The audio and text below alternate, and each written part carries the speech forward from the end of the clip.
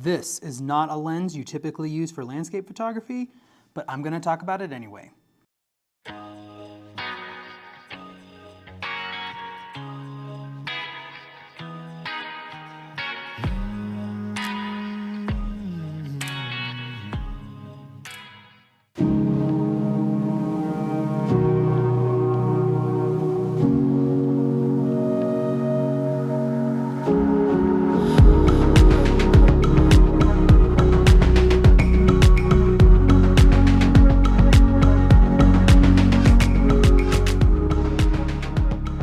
Hello and welcome to the Summit Big Gallery.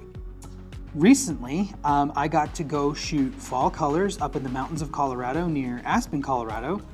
And one of the lenses that I got to use on that trip was this Sony 50 1.2 G Master. Now, the 50 millimeter is not a lens people use for landscapes very often. And, you know, I think part of that is that a characteristic of this lens, it's often called the normal focal length. It's supposedly the focal length that best replicates kind of what you see with the human eye. And I think when people are taking landscapes, they tend to want to do things that are more fantastical or dramatic, or like with wide angle, you know, you can see more than what you can normally see, or you zoom in with a telephoto lens. The 50 millimeter really doesn't do either of those things. It doesn't distort anything. It's just kind of a straightforward look.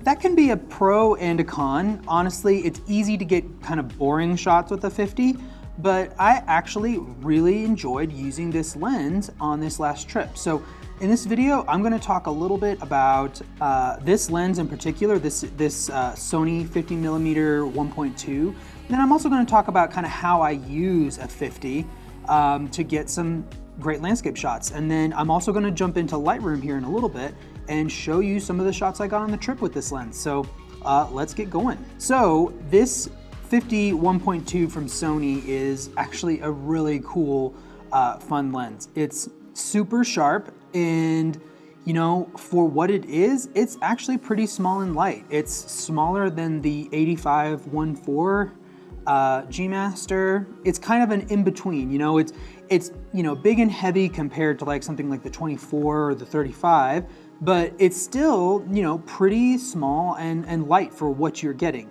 Now, for most people, the reason they're getting this lens is the 1.2, that bright, super wide aperture that can just make amazing portraits, amazing low light performance. That's kind of what people are getting this lens for. And like, I'm definitely going to be using this lens in those kinds of applications, not really, but that doesn't really apply to landscape photography very much. So why would I use this lens for landscape? Well, it is incredibly sharp. The image quality just in general is absolutely incredible.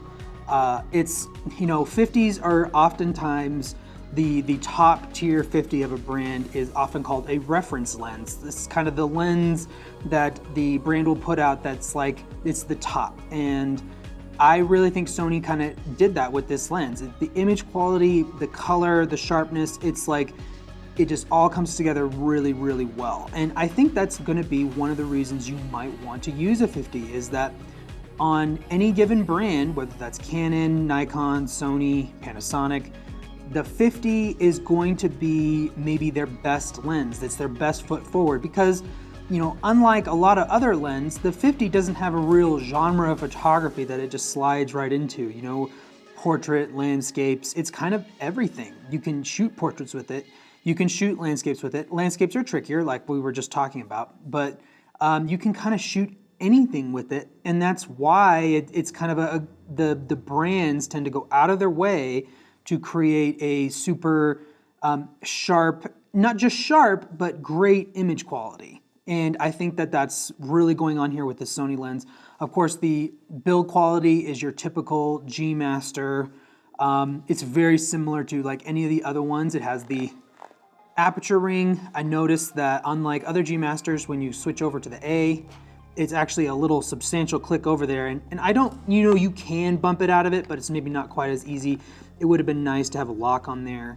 Autofocus, manual focus switch, and you can also de-click that aperture ring, which is great for video applications.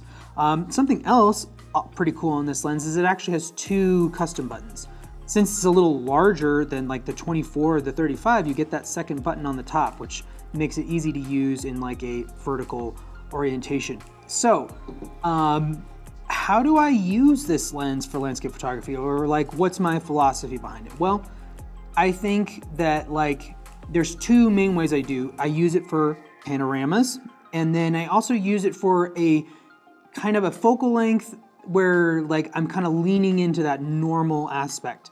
I feel like a 50 strength is that because it feels normal, nothing is distorted or looks different, you can kind of really represent what it's like to be standing there and viewing that view that you're looking at. And there's one image I'm going to show you in Lightroom in a minute that kind of exemplifies that to me, where it's like, it's not wide, it's not telephoto, but you're still seeing the environment, and you kind of, I feel like it represents what it felt like at that location. But the other big way that I use this lens is panoramas. It turns out that 50 millimeters is a great spot to shoot. I shoot a lot of panoramas because when you're in vertical format, you're getting some foreground, you're getting a good amount of sky. It's just a good focal length for panoramas. Actually, the image back there of Lone Eagle, which is my most sold photograph, probably my most popular photograph, is taken at 50 millimeters on the dot. That was with a 24-70 lens several years ago, but it's taken at 50 millimeters on the dot. And there's been several other examples of images that I've taken over the years that are just 50 is perfect for panoramas in so many situations. And I really like that. Like I said, it's not too wide, not too telephoto, but because you're shooting that panorama, you are widening it. But the compression and everything just kind of, I don't know, all the ingredients come together for really good panoramas.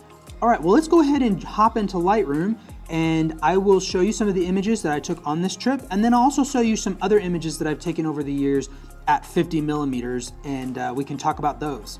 Okay, here we are in Lightroom, and I'm gonna kind of work newest to oldest here, newest to oldest. Kind of going over some of my favorite images with the 50 millimeter, and we're gonna start out with these images of these 3 taken with the 1.2 G Master. And so this first one is a great example of a panorama.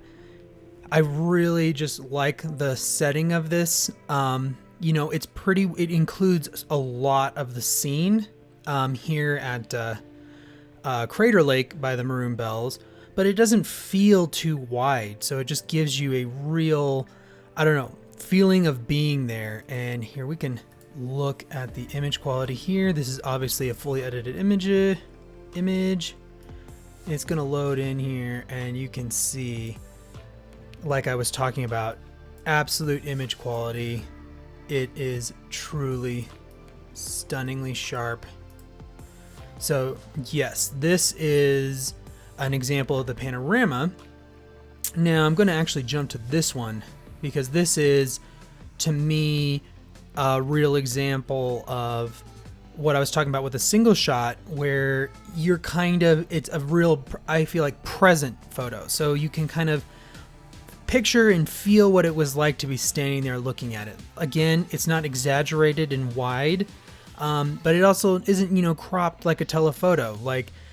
And part of what makes this work is that I included this area in the foreground of the slightly icy shoreline. It was a little bit cold that morning.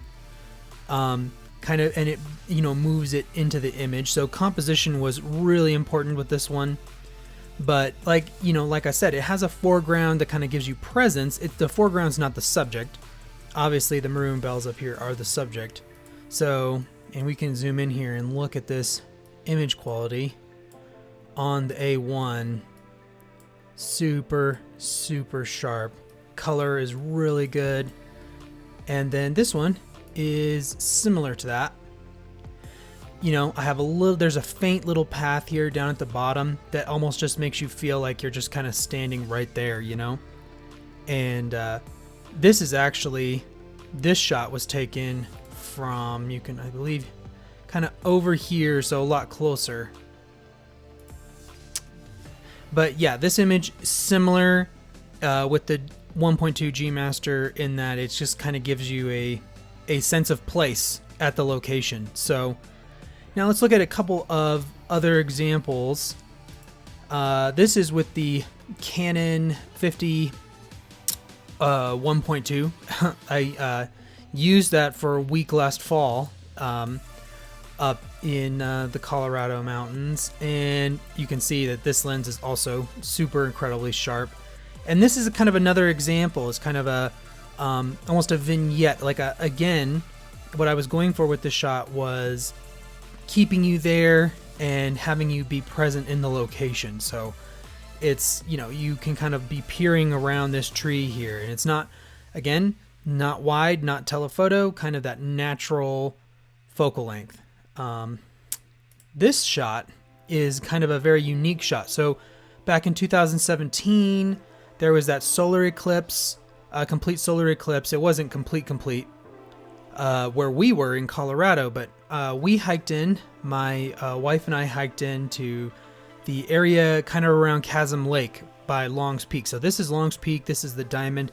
Hiked around the lake to the real base of the peak, and I took this shot of the eclipse as it was happening. And so it's a panorama with the 51.4 Sigma on the 5D Mark IV. So I got my shot here with the little cover you put on your lens, the filter, so that you don't burn your sensor.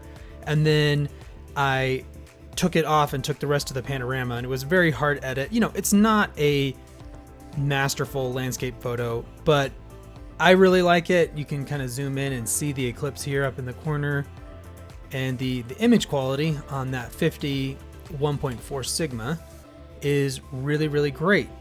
And this is another shot from that same day, earlier in the day. Such interesting things happening with the eclipse. But again, this is a single shot. This is not a panorama. Kind of gives you that feeling of being there. This is with the 55-1.8 Zeiss. I really like this image, and you know, not too telephoto, not too wide, just kind of a, you know, you're a good distance away, you're kind of along a road. We have a whole video about this location, and I really enjoy this shot. This is going back to, so we're not in perfect order here. This is going back to the 5D Mark IV and the Sigma 1.4 art lens. And, you know, this is not a technically perfect astro shot. You can see the stars are dragging, but I really liked with the clouds, the long exposure on the clouds, and then the relationship. This is at Great Sand Dunes National Park. The relationship between the mountain here, it just kind of has almost like a painterly, kind of an old school landscape shot. I mean, I edited it that way. I gave it almost a film look. Okay, and here we have the last image I'm going to show you today, and this is of that Lone Eagle shot I was talking about out in the gallery. And this was taken actually in a 24-70 lens at 50, the 24-70 f4 Zeiss lens, which is actually a lens I don't like very much, but interestingly enough, this is the image that I've actually sold the most prints of, and is, you know, one of my more popular shots. So, and I think this is a, you know, a really almost quintessential example of why I like 50 for landscape panos. And I think it's because it keeps emphasis on what I think of as the subject here of Lone Eagle and the clouds rolling in on the peaks, this is actually a unique situation, because there's actually mountains that go behind Lone Eagle here, but because the clouds are rolling in, it isolates Lone Eagle, so it makes it, you know, it's already an impressive tower of a peak, but it's even more so because these clouds just actually wrapped in behind. So it's actually, you know, I got really, really fortunate on this day to get this shot with the clouds going behind Lone Eagle, creating this isolation. You know, so that's the subject, but you still have this sense of place because you have the little bit of the lake in the foreground. Now, if I shot this wider, the lake would have been more of the subject, right? And I did shoot lots of wider shots that day. I had a 16-35 and I shot a bunch of shots with it. But I like this one best because, you know, it really just holds you in that location and you know, brings these mountains closer because you have, you know, that little bit extra compression. It's not a wide angle lens, but you still have that little bit of the lake. You know, if you didn't have the lake in the foreground here, you wouldn't have the sense of place. Like, you know, I keep saying that, but you know, it's true. You know, it wouldn't be as interesting of an image without it, but it's also not the subject matter. So I feel like it's that balancing act that it creates that really is the strong point of a 50 for landscape photos. So to wrap this video up, I'm going to talk about when I'm sticking a 50mm in my camera bag for landscape photography. And I'm also going to talk about a couple of recommendations I have for other 50mm for other brands. I'm going to stick a 50 in my bag if I kind of know the location and I know where it's going to work. So a great example of that would be the Lone Eagle shot that I was talking about that's behind me. Even though it's like going to be like a 14 to 16 mile day, somewhere in there to hike in there, I know how well 50 works in that location. And so I'm probably going to bring this lens in because I would want that absolute image quality, right? If I know that I'm going to use it, it's absolutely worth it to me to get the image quality. I'm probably not sticking it in my bag the first time I go to a location. I'm going to stick a more general purpose zoom lens in there or a lighter lens just because, you know, I don't know really what works at that spot. But if I know that I'm going to use 50, I want to get the best, highest quality shot I can get. And so this lens will probably go into my bag. Other times, obviously, if you're like shooting out of a car or it's a short hike, you know, a 50 is a great thing to have in my bag. I'm probably gonna have it in there before 35. By the time I go out to 35, I'm probably gonna want, you know, even wider than that generally. So like 24 or 16 to 35, something like that. But as far as for when I'm sticking it in my bag, it's like when I know I'm gonna use it and I want the best image quality I can get, this is going in. So other brands, let's see, for like Canon, there's obviously the 51.2 for RF mount, that's really good. Really for RF mount, they have the 51.8, which is solid. I did actually have that lens shortly. It's not the best though, honestly. The 50mm at f4 on the 24-105 is easily as good. So I don't know that I would go outside of just a zoom lens on Canon except for that 51.2. On the Nikon Z system, however, that 51.8, you know, it's expensive for a 1.8, but I did get to use that a little bit and it is so sharp and has just really fantastic image quality. And it's relatively small and light too. Smaller and lighter than this guy, kind of in between. And if you want a smaller and lighter 50 for Sony, the 55-1.8 Zeiss or Sony lens is a really good option for Sony as well. And you know, on DSLR, there's lots of options from like Sigma. The Sigma 51.4 is a really, you know, almost a legendary lens at this point. If you enjoy this photography content, landscape photography content, I'd love it if you'd hit that like button and go ahead and subscribe. We're growing and we're really enjoying the feedback we're getting from our subscribers and getting to know some of you guys. It's a lot of fun. So with that, we'll see you on the next adventure.